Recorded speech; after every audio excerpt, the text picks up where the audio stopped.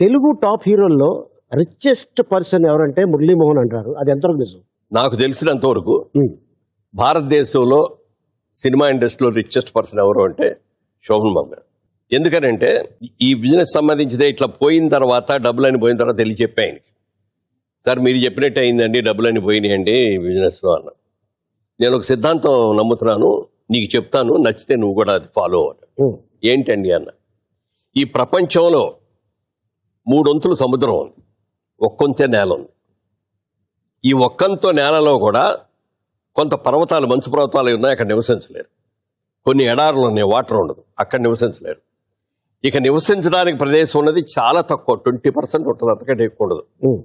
ఈ 20%కి సంవత్సరం జనాభా విపరీతంగా పెరిగిపోతున్నారు ప్రపంచం మొత్తం మీద, మన దేశమే కాదు, అన్ని చోట్ల. రాబోయే రోజుల్లో జనం విపరీతంగా పెరిగిపోయి సైట్స్ తగ్గిపోతాయి.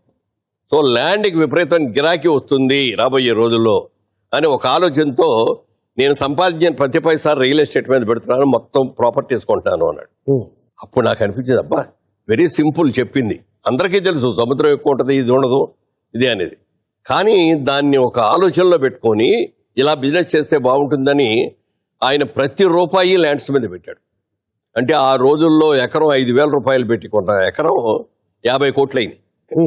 ఆ విధంగా చూసుకుంటే భారతదేశంలో అమితాబ్ బచ్చన్ కాదు, ఇంకోళ్ళు కాదు, హయ్యెస్ట్ రిచెస్ట్ పర్సన్ ఎవరంటే భారతదేశంలో సినిమా ఇండస్ట్రీకి సంబంధించి శోభన్ బాబు గారు. సో అదే ఫాలో అయ్యారు మీరు కూడా? దాన్ని ఫాలో అయ్యాను. అది చెప్పిన తర్వాత అది నాకు నచ్చింది. హైదరాబాద్ కూడా వచ్చాం కదా, బిజినెస్ చేద్దామని అనుకుంటే ఫ్రెండ్స్, నీలాంటి ఫ్రెండ్స్ అందరూ వచ్చేసి, మురళీమోహన్ గారు మీకు చాలా మంచి పేరు ఉంది, మీరు వచ్చి రియల్ ఎస్టేట్లో కనుక దిగారు అంటే ఇది అందులో మోసాలు, రౌడీయిజంలు చాలా ఉంటాయండి, మీ మెంటాలిటీ కుదరదు, బ్యాడ్ నేమ్ వస్తుందండి అన్నారు.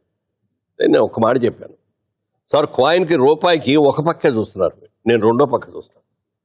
మీరు బొరుసు చూస్తున్నారు, నేను బొమ్మను చూస్తున్నాను. ప్రతి వ్యక్తి కూడా నాకు అనేది ఒక ఇల్లు కావాలి, నా సొంత ఇల్లు. అది పూరి గుడిసి కావచ్చు, లేకపోతే డాబా కావచ్చు, మేడ కావచ్చు, భవతి కావచ్చు, ఇది నాది అని అనుకుని మరత మంచం మీద బయట వేసుకొని చెట్టు కింద పడుకున్న అదొక ఆత్మసంతృప్తి, ప్రతివాడి కళ. అలాంటి కళను నిజం చేసేటువంటి వ్యాపారం ఇది. అందుకని మనం నీతిగా, నిజాయితీగా, ఎక్కడ ఏ విధమైన తప్పులు చేయకుండా, మనం నమ్మి వచ్చేవాడు ఎవడో కూడా ఒక రూపాయి నష్టపోకుండా ఉండేటట్టుగా చెయ్యాలి అని ఒక నిర్ణయం తీసుకొని ఆ రోజున అందరితో అదే అన్న, రియల్ ఎస్టేట్ అంటే ఇలా కూడా చెయ్యొచ్చు అనేది ఒక నిరూపిస్తానని నేను ఛాలెంజ్గా తీసుకుంటానని చెప్పి ఆ రోజున ఒక ఛాలెంజ్గా చేశాను.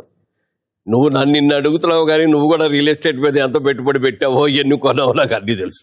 నేను మిమ్మల్ని ఫాలో అవుతున్నాను సార్. అదే కదా, మీరు కూడా ఫాలో అవ్వండమ్మా, నేను చెప్పింది చాలా కరెక్ట్. ఇది అవకాశం ఉంటే మీ దగ్గర వాళ్ళని డబ్బులు ఉండవు, వాళ్ళ జీవితంలో ఇప్పుడే పైకి వస్తున్నారు. మీరు ఎక్కడో చోట మీరున్న సేవింగ్స్ నుంచి ఫస్ట్ ఒక ల్యాండ్ ఎక్కడో చోట ఒక 100 గజాలు, 200 గజాలు, 500 గజాలు మీ కెపాసిటీని బట్టి కొనుక్కోండి. మీరు ఇల్లు కట్టుకునేటప్పుడు కట్టుకోవచ్చు, అది ఇవాళే కొనుక్కున్నా ఇవాళే ఇల్లు కట్టాలని లేదు. ఒక 20 ఏళ్ళు అయిన తర్వాత చూస్తే అదే 10 రెట్లు 100 రెట్లు పెరుగుతుంది. సార్ నేను